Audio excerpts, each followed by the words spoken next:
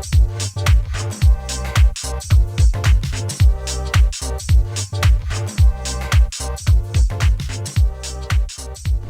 at Screenjabber have come to the BFI in London to speak to Justin Johnson, who's currently curating the Studio Ghibli season here.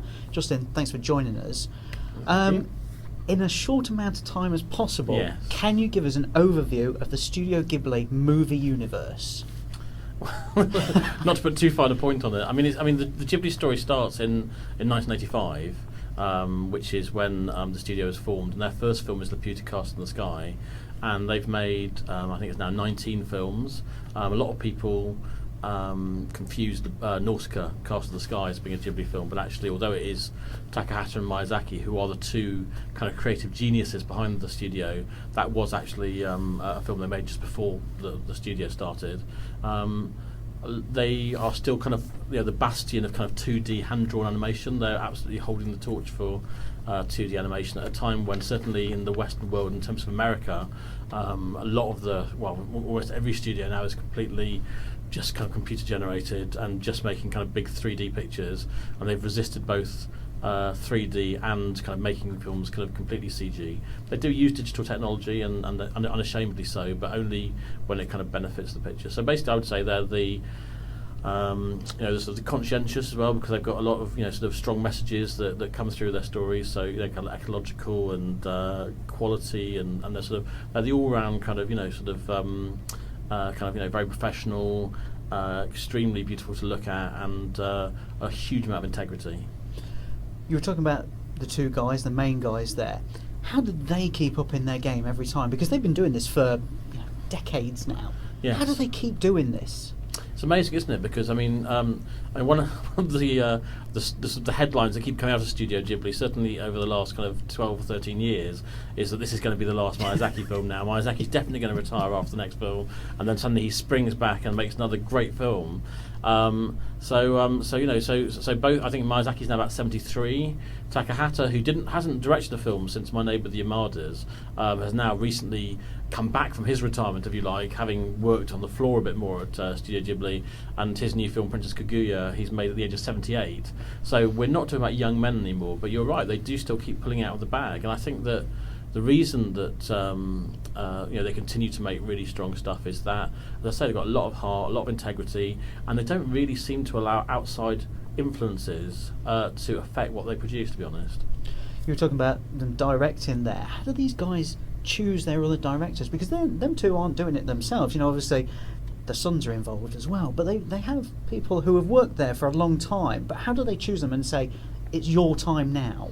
One of the interesting things about Studio Ghibli as a company and a studio over the years is that they've never done anything in a particularly conventional way. There doesn't seem to be, it's not a very process-driven company. They've become a lot more kind of business aware than perhaps they were at the very, very start, in terms of they've had to kind of draw up business plans and be a bit kind of smarter in terms of their forward planning. But actually they don't always do things in the way that you would expect.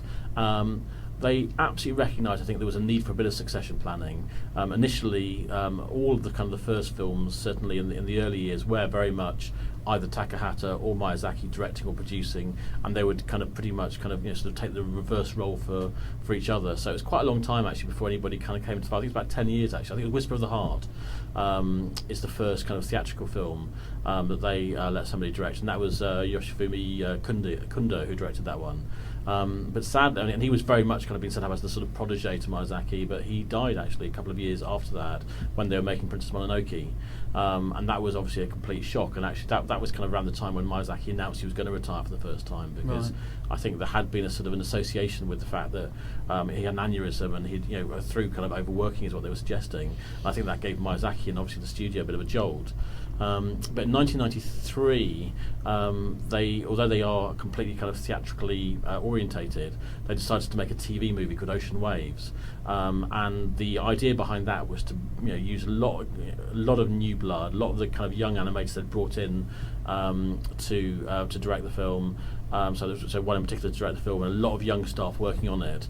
And the idea was to make something kind of quickly and cheaply, and bring it on budget, which it actually didn't do. To be honest, it went over budget, and it was actually took a lot longer than they expected. But they definitely have that at the back of their mind. But you're right in terms of there's Goro Miyazaki, who's now made a couple of films, and is now going to make the first Studio Ghibli anime TV series. Well, he's back in his dad's good books now, isn't he? Well, I mean, there was a lot of sort of speculation, wasn't there, that during the Earthsea time when he directed Tales of Earthsea. That was Toshio Suzuki, who is the kind of producer of a lot of the Ghibli films, was president of Studio Ghibli and is now general manager. But actually, he was so impressed with the work that Goro was doing as a kind of consultant on the film. He'd been running the Mitaka Studio Ghibli Museum. So he brought him in to direct the film, and apparently, by all accounts, Miyazaki Senior wasn't too happy about this. But actually, I'm told that that they kind of resolved their differences pretty quickly, and obviously he then went on to direct From Up Poppy Hill, and he's now doing Rania, the Robber's Daughter, which is going to be a TV show, which is coming out from sort of Ghibli as a sort of TV show for the first time. Okay. Talking about hand-drawn animation earlier, do you think they reinvented the hand-drawn animation? Because as you said, everybody was doing CGI and they're still doing it now. And from the outside, Ghibli looks like hand-drawn animation. That's them. Do you think they reinvented it? I don't know whether they reinvented it, but certainly at a time when the rest of the world was seriously thinking about, computer-generated kind of animation as being the way to go, actually kind of coincided quite interestingly with the time when they created their company, which was all about 2D hand-drawn animation. So it's a slightly kind of unusual sort of timing in that respect, but it's absolutely kind of in terms of the the test of time. I mean, it's the number one sort of animation studio in that part of the world, and in Japan they are smashing box offices, and they do not bad at all outside of Japan as well, and they are 100% thinking about the Japanese market. They're not remotely conscious of or allow themselves to be influenced by how the rest of the world might receive it. They make films for their own audiences, and they also don't allow, very unusually, the kind of influence of merchandising or games or some of those other kind of byproducts to influence what they do either, which is incredibly, I don't know whether it's brave or reckless or what you might call it, but if you think about The Wind Rises, the new Miyazaki film, you could not imagine a film that probably would have sent any kind of merchandised or plushy toy manufacturers who work in partnership with studios to be more horrified by this kind of biopic about a man who makes aeroplanes. Spirited Away, was that the film that got them internationally recognised through the Oscars and everything like that? Was that the film that kind of gave them that wider audience? I know you said obviously they're not interested really outside of the wider world, but we all are now. This is the thing. And Spirited Away was that one, do you believe? Yes, I mean, Spirited Away is definitely the film that put them on the map in terms of the outside world, in terms of, as you say, with the Oscar and all the recognition that comes through that. I mean, there was a point where I think people started to become a lot more interested in it around the time when Princess Mononoke was released in 1997, I think it was. And that was a film that was a kind of breakthrough moment in lots of respects as well. It was picked up by Miramax, and who were a division of Disney, and it didn't do the business I think they expected. And it's quite a kind of gory, bloody, not particularly child-friendly film. Yeah. But I think that was the real kind of turning point from them. I'm sure you know this, but when Norska was released in America very early on in 1984. Just before Ghibli started, they I think it was I can't remember what the name of the company was now, but it was released in America, and they re-edited it quite severely, and against the wishes of Takahata and Miyazaki, and it was released as Warriors of the Wind, and had a kind of fairly uncomfortable kind of experience for Ghibli. So they actually for 10 years didn't allow their films to be released outside of Japan, in America anyway, because they had such a bad experience. And when it came to Mononoke being released, allegedly a samurai sword was sent through the post to Harvey Weinstein, the director of the company, with a note saying no cuts. Normally he sends the swords. This is the thing. So to him to get a sword must be quite severe. Well, I think you might have thought twice about that, mightn't you? Because he's definitely somebody who's known for. He knows his market. He knows the kind of the very kind of commercial. He's got the commercial touch, and normally he would have made probably a few adjustments, shall we say? But I believe he didn't on this case.